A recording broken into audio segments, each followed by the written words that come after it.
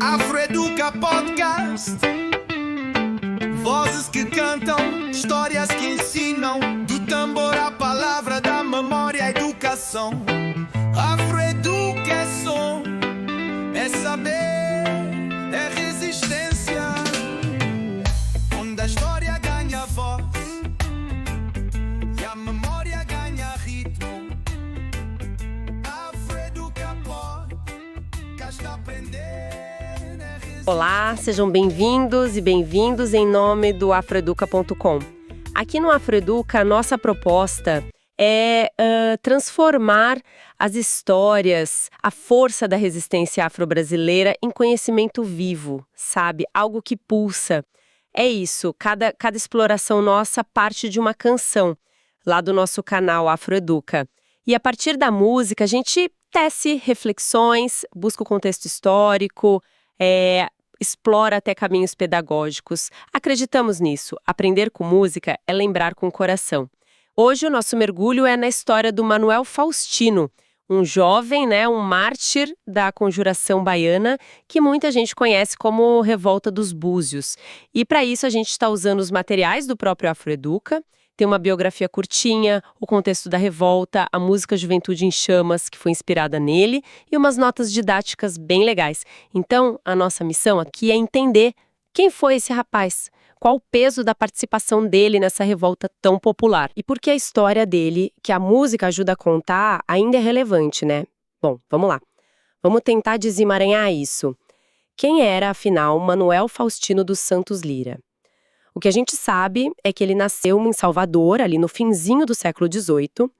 Era um jovem negro, aprendiz de alfaiate. E essa origem é chave, né? Ele vinha do mesmo lugar, da mesma camada popular de muitos líderes da conjuração. A vida dele, pelo visto, não foi fácil. Órfão bem cedo, enfrentou pobreza, teve que ralar desde pequeno, mas o ofício de alfaiate, apesar de duro, deu para ele uma certa disciplina e, talvez o mais importante, colocou ele em contato com ideias novas, sabe? Que circulavam ali. Imagina o cenário. Oficinas, ruas, o porto, lugares onde artesãos, soldados, trabalhadores livres, escravizados também, se encontravam, conversavam. E o Faustino, mesmo moleque e adolescente, já estava nessas rodas, ouvindo, falando sobre liberdade, igualdade, energia, inconformado com a injustiça, contra negros, mestiços, pobres. É fundamental a gente tentar visualizar essa Salvador colonial pelos olhos de um jovem pobre como ele. Era um mundo de muita dificuldade, né? Luta diária para sobreviver, exploração constante, educação formal quase zero para gente como ele. E o fascinante é isso. Mesmo nesse cenário tão adverso, ele não só sobreviveu, mas parece que cultivou esperança e um senso de coletividade muito forte. Não era só por ele. Era pelo grupo, entende? Essa conexão com os seus, talvez uma fé também podia ser religiosa ou na causa mesmo, parece que foi o que empurrou ele para se meter num movimento que queria mudanças tão profundas. E ele acaba virando meio que um símbolo, né? A voz da juventude ali na Revolta dos Búzios. Ele representa esse desejo de futuro, a ânsia de uma geração que não aceitava mais a escravidão, a desigualdade, a submissão. É uma ironia trágica, né? A vida dele acaba aos 18 anos. Mas o impacto do que ele fez e da morte dele ecoa até hoje. Virou mártir, símbolo de luta. E essa revolta em que ele se envolveu, a Conjuração Baiana de 1798, o que ela tinha de tão diferente, assim, de outros movimentos da época? Olha, as fontes que a gente tem descrevem ela como talvez o movimento mais popular e mais radical desse período colonial no Brasil. As inspirações eram fortes, né? A Revolução Francesa, claro, com o lema liberdade, igualdade, fraternidade, mas talvez naquele contexto específico, ainda mais impactante, foi a Revolução Haitiana. A única revolta de escravizados que deu certo nas Américas, né? Que criou uma república negra livre. Isso devia ser muito poderoso ali. Com certeza, e as pautas deles eram muito diretas, muito ousadas para a época. Sim, proclamar uma república na Bahia, acabar com a escravidão na hora, igualdade racial de direitos e melhores condições de vida para o povo pobre. E aí tem um ponto que diferencia muito, por exemplo, da Inconfidência Mineira, que era mais elitista, né? A base social da conjuração baiana era o povo mesmo. Negros livres, escravizados, mestiços, soldados de baixa patente, artesãos, como o Faustino. Exato. E o Faustino, com só 18 anos, estava bem ativo nisso. Ele fazia parte de um dos grupos mais organizados, junto com o Lucas Dantas, o Luiz Gonzaga das Virgens, João de Deus, todos de origem humilde também, trabalhadores. A tarefa dele, pelo que consta nos processos, era algo bem arriscado, distribuir panfletos manuscritos pela cidade. Nossa! Eram esses papéis que espalhavam a mensagem que chamava o povo para a luta. E a linguagem, olha só, era simples de propósito, direta, para ser lida em voz alta para quem não sabe a ler entender. Tem aquele trecho famoso: "Animai-vos, povo baianense, que está para chegar o tempo feliz da nossa liberdade." Era um chamado claro, né? Totalmente. E nesse ponto a juventude dele não era fraqueza, era força.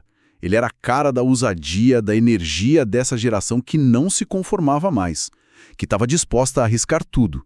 Se a gente conecta isso tudo, a imagem dele fica muito forte, né? Um rapaz negro, pobre, órfão, andando por Salvador, arriscando a pele para espalhar palavras de liberdade.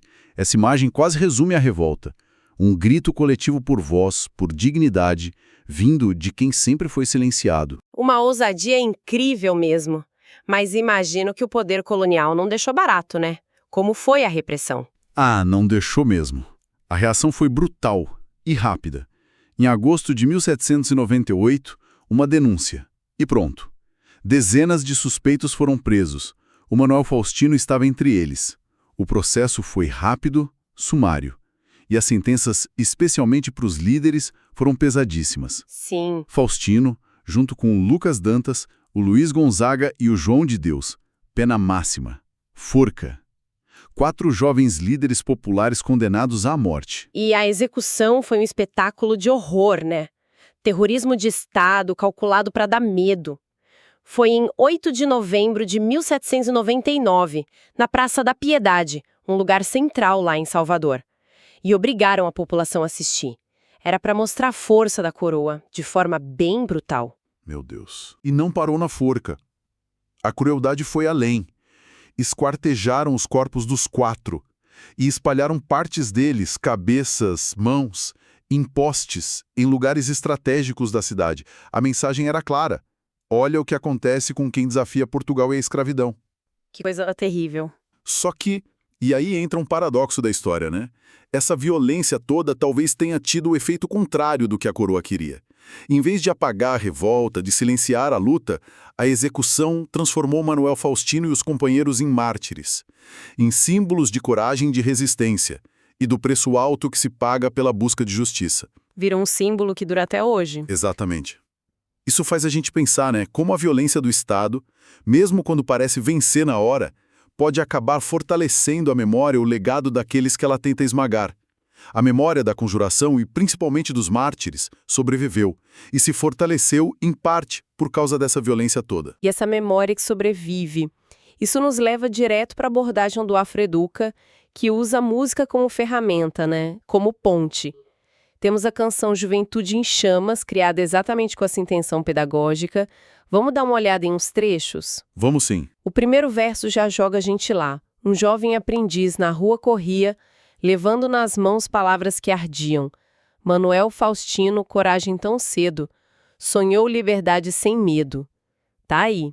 O jovem, a ação, a urgência, as ideias perigosas e a coragem dele, né? Mesmo tão novo. Muito bom. Captura a essência. E o coro, ele traz uma força coletiva, uma esperança.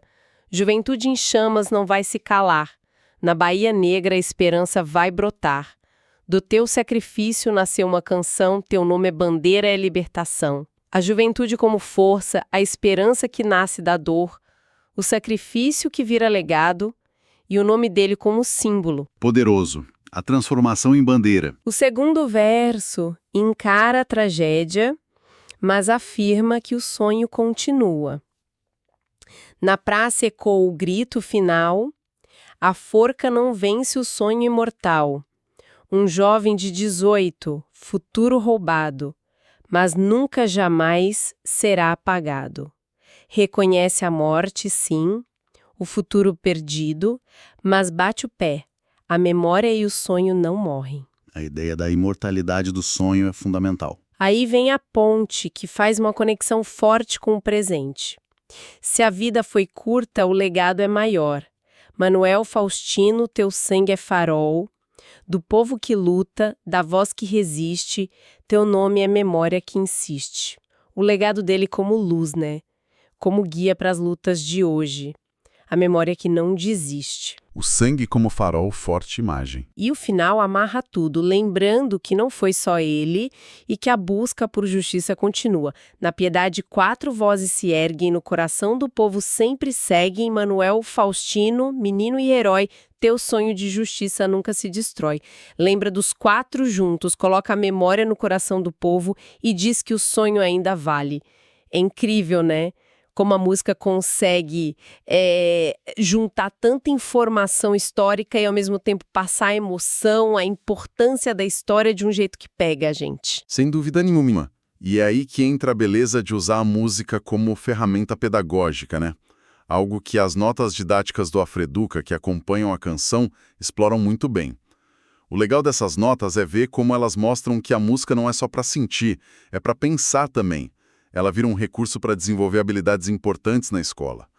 As notas conectam pedaços da letra com competências que a gente quer que os alunos desenvolvam, seguindo as diretrizes curriculares e tudo mais. Ah, interessante. Por exemplo, quando a música fala do Faustino como jovem aprendiz corajoso, lá no verso 1, isso ajuda a trabalhar a habilidade de identificar sujeitos históricos diferentes, gente comum que também fez história, sabe? Sim, tira o foco só dos grandes nomes. Exato.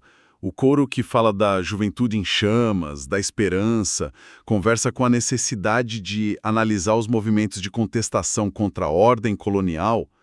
Quando o verso 2 menciona o jovem de 18, o futuro roubado, isso abre espaço para discutir como era a vida da juventude negra naquela sociedade. As experiências específicas deles, né? Isso.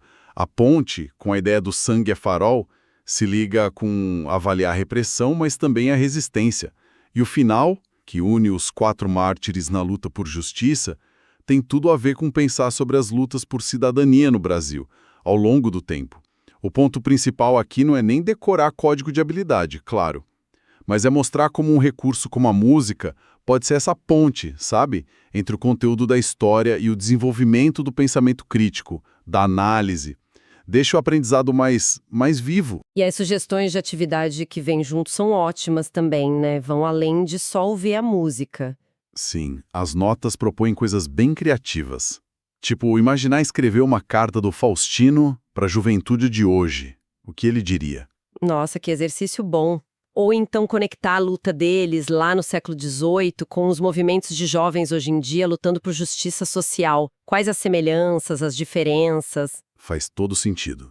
Tem também sugestão para analisar a letra como poesia mesmo, ver as metáforas, a força das palavras, ou criar pequenas cenas de teatro sobre os 4 mártires, tentando entender a idade, a condição social de cada um. E uma ideia que eu achei muito legal, produzir panfletos modernos. Os alunos criarem seus próprios panfletos com as reivindicações deles hoje, inspirados no que os conjurados fizeram. Fantástico. Atualiza a tática deles. Então, o que tudo isso mostra pra gente?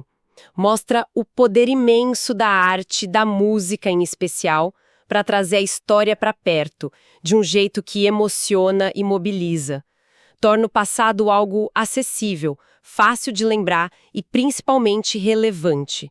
É um jeito muito forte de manter viva a memória dessas lutas tão importantes como a do Manuel Faustino e da Conjuração Baiana. Exatamente.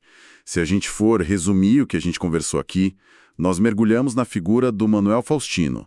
Jovem, negro, pobre, alfaiate, revolucionário. Investigamos como a revolta dos Búzios foi popular, radical, com demandas muito avançadas de liberdade, de igualdade. Falamos do papel central da juventude nesse movimento e do preço terrível que eles pagaram por ousar desafiar o sistema. E o mais importante, talvez, vimos como a iniciativa do Afreduca, com a música Juventude em Chamas, E o apoio pedagógico é um exemplo concreto de como a arte pode ser um motor poderoso para construir memória histórica e para uma educação que engaja, que critica, que está conectada com as lutas por justiça no Brasil. Para a gente fechar essa conversa, queria deixar uma pergunta no ar, mas como um convite para pensar, sabe?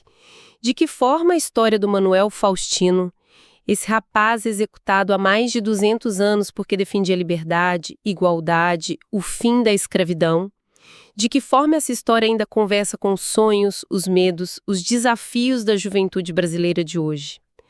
Fica aí para a gente refletir. Queremos agradecer muito a companhia de todo mundo nesta análise e, claro, fica o convite para conhecer mais o trabalho do Afroeduca. Se inscrevam lá no nosso canal no YouTube, curtam os vídeos que vocês gostarem, explorem também o Afroeduca Sound. Lá tem mais músicas, tem outras discussões aprofundadas como essa aqui.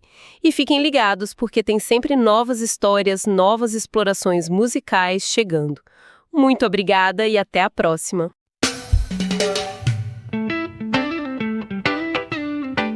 Afroeduca Podcast. Vozes que cantam, histórias